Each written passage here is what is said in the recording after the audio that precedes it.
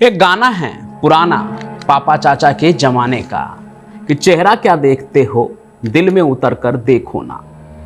लेकिन जब कोई चेहरा खतरनाक हो और एक ही आदमी के कई चेहरे हो तो दिल में उतरने की हिम्मत कैसे होगी। कैसे हम उसे मसीहा मान ले जिसे देखकर तेजाब कांड की याद आती हो। कैसे हम उसे किसी जाति का रखवाला मान ले जब उसके वजह से एक ऑन ड्यूटी डिस्ट्रिक्ट मजिस्ट्रेट की निर्मम हत्या हो गई हो। अरे कैसे हम किसी को कलयुग का राजा समझे जब उनकी अपनी ही पत्नी उन पर घरेलू हिंसा का केस करती है और उन पर आरोप लगते हैं कि उन्होंने अपने दुश्मनों के लिए तालाब में मगरमच्छ पाल रखे हैं। आज बात किसी व्यक्ति विशेष की नहीं होगी बल्कि उस शब्द की होगी जो अगर किसी के नाम के आगे लग जाए तो आम व्यक्ति भी विशेष बन जाता है। आज हम बात करेंगे उन चेहरों की जिनकी छाया राजनीति में भी है और अपराध की दुनिया में भी। और उन्हें कोई गुंडा कहता है, कोई नेता कहता है, मगर जिस नाम से हर कोई उन्हें जानता है वो है बाहुबली। पर सवाल ये है कि बाहुबली आखिर होता कौन है? क्या वो बस एक माफिया होता है? क्या सिर्फ बंदूक और बाहुबल उसे ये नाम देते हैं? आखिर उनमें ऐसी क्या बात होती है जो उसे जनता की नजरों में मसीहा बना देता है? क्यों आज भी लोग शहाबुद्दीन और मुख्तार को मसीहा कहते हैं, अनंत सिंह को छोटे सरकार कहते हैं और रघुराज प्रताप सिंह को राजा भैया कहते हैं? ये तो बस कुछ नाम हैं, लेकिन ऐसे लोगों की लंबी फहरिस्त है। राजनेता के साथ अपराधी भी हैं वो, लेकिन जनता का सपोर्ट ऐसा है कि वो उन्हें भगवान समझते हैं, अपना मसीहा समझते हैं, रॉबिन हुड समझते हैं। तो ये बाहुबली लोग आखिर जनता का सपोर्ट पाते कैसे हैं? ये सवाल मेरे एक दर्शक का था। तो आज की ये कहानी उनके ही फरमाइश पर कर रहा हूं, क्योंकि हमारा नाम है पंचम प्रकाश और हम आपको कहानी सुनाते हैं क्राइम की और क्राइम करने वालों की भी, ताकि आपको हमारी दुनिया का असली चेहरा का पता चल सके। ये हमारा काम है, लेकिन हमको सबसे अच्छा तब लगता है जब आपसे बात करने का मौका मिलता है। इसलिए आप में से एक जब पूछा कि बाहुबली के बारे में बताओ तो मुझे लगा ये तो बताना बहुत ही जरूरी है। तो इससे पहले कि मैं कहानी शुरू करूं, आप लोगों से बस एक गुजारिश है कि आप चैनल को सब्सक्राइब कर लीजिए और आज के इस सफर में मेरे साथ बने रहिए अंत तक, जहां हम जानेंगे कहानी बाहुबली बनने की।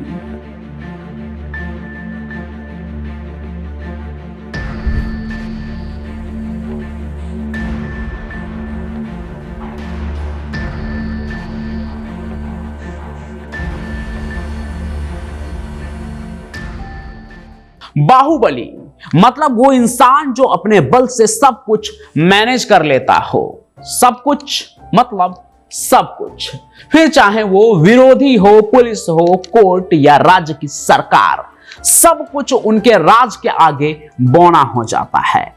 गोरखपुर से लेकर बिहार के सीमांत तक ऐसे बाहुबलियों की लंबी चौड़ी लिस्ट है जो अपने इलाके में खुद ही कानून, अदालत और जज सब होते थे और आज भी कई इलाकों में है। आप समझने के लिए बिहार में मोहम्मद शहाबुद्दीन को ही याद कर लीजिए, जिनका दरबार प्रतापपुर के व्हाइट हाउस से लेकर सिवान के जेल में भी चलता था। और कुछ ऐसे ही कद उत्तर प्रदेश में मुख्तार अंसारी का भी था। खैर, ये तो हुए पुराने मरहूम बाहुबली। एक्टिव बाहुबलियों में लेटेस्ट एग्जाम्पल है मोकामा के बाहुबली अनंत सिंह, जिन्होंने कुछ महीने पहले ही अपने इलाके में गोलीकांड को अंजाम दिया और उसके बाद पूरी जानकारी तमाम मीडिया वालों के साथ शेयर भी करते रहे। एक के बाद एक मीडिया वाले लाइन लगाकर उनके पास जाते, उनसे सारा ब्यौरा लेते, वो भी बिना डरे अपना सारा कांड जो है बताते कि हमने ऐसा किया, हमने वैसा किया। वो सारी चीजें लोगों ने नेशनल टेलीविजन पर देखा कि एक बाहुबली की धाक कैसी है, जो जेल भी पहुंच गए बिना डरे, बिना उफ किए। और हो ना हो देखिएगा कि अपने इसी बाहुबल के बदौलत ये जल्द ही बाहर भी होंगे, क्योंकि बाहुबली अपराध और राजनीति का मिक्स कॉम्बो होता है। लेकिन एक बहुत बड़ा सवाल है कि आखिर कोई बाहुबली बन कैसे जाता है। अब देखिए, कोई बाहुबली पैदा तो नहीं होता है ना, पैदा होने के बाद ही बनता है। और इसकी शुरुआत होती है कुछ छोटे मोटे अपराध से, और ऐसे ही कुछ अपराध के बाद उन पर नजर जाती है किसी पुराने बाहुबली की। जैसे अतीक अहमद को देख लीजिए, जिसने शुरुआत किया कोयला की चोरी से, अच्छे पैसे बनने लगे तो 4 लड़कों का गिरोह बनाकर कोयला का कालाबाजारी करने लगा। इसी दौरान कत्ल भी किए, लेकिन कत्ल की सजा से बचने के लिए जब वो चांद बाबा के शरण में गया, तब उसने देखा कि बाहुबली की असली ताकत सत्ता में उसकी पकड़ से होती है। क्योंकि इसके बाद तो पुलिस का भी डर कम ही होता है। जिस पुलिस से वो भागते फिरते थे, वही उनको दुआ सलाम करने लगते हैं। फिर उसने चांद बाबा को ही अपना गुरु बनाया और आगे चलकर अपने गुरु को ही रास्ते से हटाकर राजनीति में आया और अपने बाहुबल को बढ़ा लिया। अब अधिक तो पैसे के लिए अपराध की दुनिया में आया और उस पर चांद बाबा की नजर पड़ी। लेकिन कई ऐसे भी होते हैं जो कि पैसों के लिए नहीं आते, बल्कि अपराध की दुनिया में आते हैं रुतबे के लिए। जैसे यूपी के ही एक और बाहुबली मुख्तार अंसारी को देख लीजिए। पूर्वी उत्तर प्रदेश के एक प्रतिष्ठित मुस्लिम परिवार से ताल्लुक रखने वाला एक ऐसा युवा था मुख्तार अंसारी, जिसको अपराध और बाहुबल के ग्लैमर ने अपनी तरफ खींचा और उसको सरपरस्ती मिली हरिशंकर तिवारी की, जो खुद यूपी के सबसे पहले बाहुबली थे। मुख्तार अंसारी एक प्रतिष्ठित परिवार का लड़का था, कॉलेज की क्रिकेट टीम का कप्तान भी था, इसलिए कॉलेज में उसका अच्छा रुतबा था। उसके इसी रुतबे को देखते हुए हरिशंकर तिवारी ने साधु सिंह के मार्फत उसे अपने प्रभाव में लिया। बाद में इसी साधु सिंह की हत्या के बाद मुख्तार ने उसके गैंग पर कब्जा करके अपना प्रभाव बढ़ाया। लेकिन यूपी बिहार में ऐसे लोग भी हैं जिनको जाति ने बाहुबली बनाया, जैसे कि हरिशंकर तिवारी। उस वक्त गोरखपुर यूनिवर्सिटी के छात्र नेता हुआ करते थे बलवंत सिंह, और दूसरी तरफ हरिशंकर तिवारी। बलवंत सिंह थे ठाकुरों के नेता और हरिशंकर तिवारी ब्राह्मणों के नेता। लेकिन जब इसी बीच बलवंत सिंह को उसके जाति के वीरेंद्र प्रताप शाही का साथ मिल गया, फिर क्या था, हरिशंकर तिवारी भी ब्राह्मणों के वर्चस्व की लड़ाई में कूद पड़े। और फिर इटली के माफियाओं के तर्ज पर हरिशंकर तिवारी ने भी संगठित गिरोह यानी अपना ऑर्गेनाइज्ड गैंग बना लिया और निकल पड़े गुनाह की गलियों में। और फिर बड़े देश के पहले ऐसे बाहुबली जिसने जेल में बंद रहते हुए भी चुनाव जीत लिया। बिहार से लेकर यूपी तक जो भी बाहुबली सफल रहे अपना वर्चस्व कायम करने में, उनके पीछे सत्ता का लॉबी जरूर होता है या फिर वो खुद सत्ता में होते हैं। जैसे कि साहबुद्दीन, अनंत सिंह, मुख्तार अंसारी, आनंद मोहन। क्योंकि अगर आपके पास सत्ता की ताकत होती है तो इस बात की गारंटी होती है कि आप कोई नॉर्मल अपराधी नहीं हैं। पर सवाल यह है कि जो आदमी हत्या का आरोपी होता है, रंगदारी वसूलता है, जमीन पर कब्जा करता है, वही इंसान कैसे किसी की उम्मीद बन जाता है? इसका जवाब है संरक्षण का धंधा। देखिए होता क्या है, बाहुबलियों का अपराध जो होता है ना, वो एक तरीके से अंजाम दिया जाता है इस अंदाज में कि जिससे दुश्मन को दर्द भी महसूस हो और एक खास वर्ग को सुकून भी मिले। तो आपने नेटफ्लिक्स पर नीरज पांडे की वेब सीरीज खाकी तो देखी ही होगी, पहली वाली बिहार चैप्टर। उसमें चंदन महतो का एक सीन भी आपने देखा होगा, और अगर वो सीन आपको याद होगा ना, तो आप ये बाहुबलियों के अपराध के समीकरण को ना एकदम अच्छे से समझ जाएंगे। उस सीन में होता क्या है, चंदन महतो जो होता है एक भूमियार को गोली मार देता है और अपने नेता भाई को कहता है कि बचाओ मुझे। तब उसका भाई कहता है कि आज अगर अपने जात का सरकार होता ना, या सरकार छोड़ो कोई अपने जात का बड़ा क्रिमिनल ही होता ना, तो कोई आंख उठाकर नहीं देखता। मतलब समझ रहे हैं ना आप, हर किसी को चाहिए होता है कि कोई उसके लिए आवाज उठाए, और बाहुबलियों के लिए ऐसे लोग ही वो जरिया होते हैं जिसके जरिए वो सत्ता में आते हैं। अब इस चीज को समझने के लिए सिवान के साहब की बात तो करनी ही पड़ेगी। देखिए, साहबुद्दीन की रंगदारी बालिग होने से पहले ही शुरू हो गई थी। लेकिन सत्ता में वो तब आए जब वो सिवान के उन लोगों की आवाज बनने लगे जो दबे कुचले थे, आर्थिक रूप से और सामाजिक रूप से।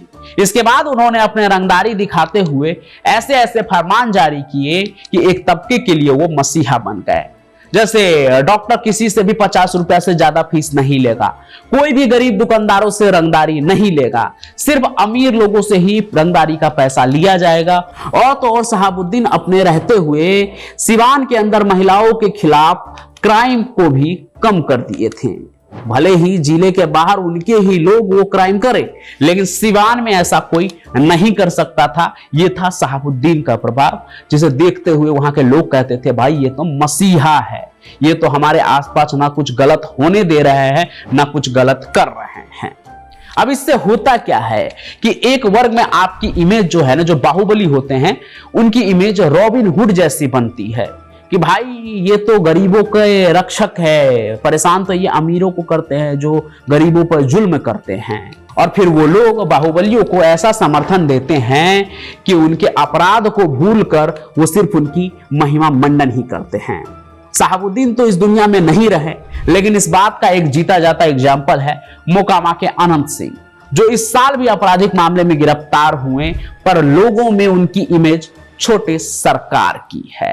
तो जब कोई आम अपराधी से बाहुबली बनने की राह पर निकलता है तो जन समर्थन की बहुत जरूरत होती है, ताकि वो अगला स्टेप जब बढ़ाए राजनीति में आने का तो उन्हें इनका भरपूर सपोर्ट मिले और ये निर्विरोध जीते।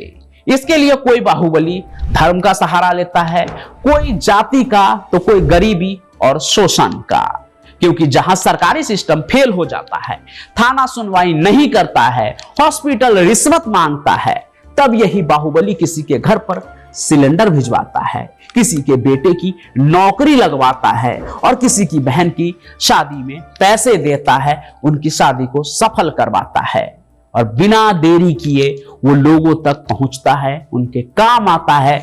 इस वजह से ही ये बाहुबली लोग जनता के, लोगों के इतने करीब होते हैं, अपने एक खास वर्ग के जो सपोर्ट को हासिल करते हैं उनकी मदद करके, और ऐसे ही वो उनके मसीहा बन जाते हैं। धीरे धीरे लोग उसे अपना मसीहा मानने लगते हैं, फिर चाहे वो 100 गुनाह करे, लेकिन अगर 10 अच्छे काम करे जो सरकारी सिस्टम ना कर पाए तो लोग उसे सर पे बिठा लेते हैं और यहीं से सत्ता का रास्ता उनके लिए खुल जाता है।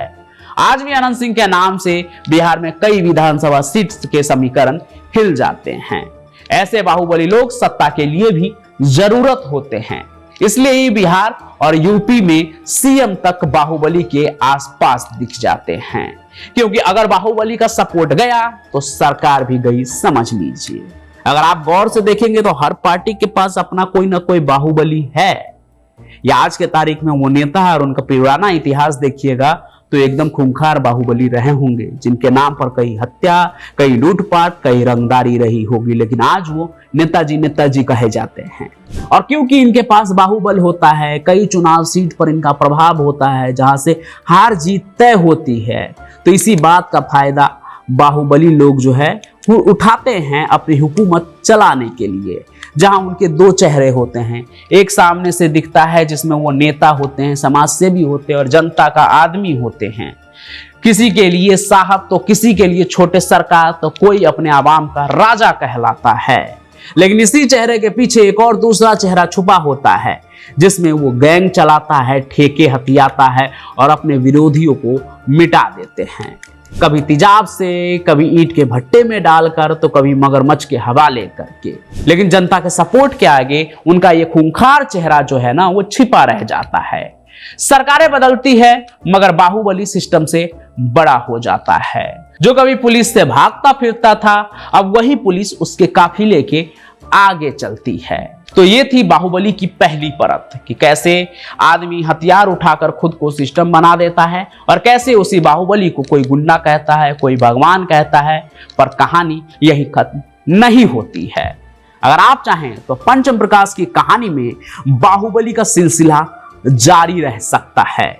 यानी कि आज हमने बाहुबली को समझा, अब अगली बार हम किसी एक खास बाहुबली की पूरी जिंदगी की परतें खोलेंगे। सिर्फ ये नहीं कि उसने ये किया, इसने वो किया, उसने वो किया, बल्कि ये भी कि वो क्या क्या फैक्टर थे, कैसे कैसे वो बाहुबली बने, कैसे उनको जनता का सपोर्ट मिला और कितने बड़े वो बाहुबली बने। हर हफ्ते एक नया चेहरा और एक नया इलाका लेकर आएंगे, लेकिन सवाल वही रहेगा, क्या बाहुबली सिर्फ अपराधी होता है या फिर सिस्टम के फेलियर का उपज? तो अगर आप चाहते हैं कि बाहुबली की कहानियों का ये सिलसिला जारी रहे तो आप कमेंट जरूर कीजिएगा, क्योंकि अगर आप सपोर्ट दीजिएगा तभी ये सिलसिला आगे बढ़ेगा। नहीं तो अगर आपको ये एपिसोड पसंद नहीं आएगा तो हम इस सिलसिले को आगे लेकर नहीं जाएंगे। तो आप अपना कमेंट जरूर कीजिएगा कि किस बाहुबली की कहानी आप सबसे पहले देखना चाहते हैं, तो उसी पर बातचीत शुरू की जाएगी। बाकी जुड़े रहिए बाहुबली फाइल से क्राइम कनेक्ट पर, और आज की इस कहानी को लाइक कीजिए, ज़्यादा से ज़्यादा शेयर कीजिए, चैनल को सब्सक्राइब जरूर कर लीजिए, और हाँ याद रहे कमेंट जरूर कीजिएगा। बाकी मैं पंचम प्रकाश यूं ही हाजिर होता रहूंगा किसी और कहानी के साथ। तब तक के लिए आपका बहुत बहुत धन्यवाद।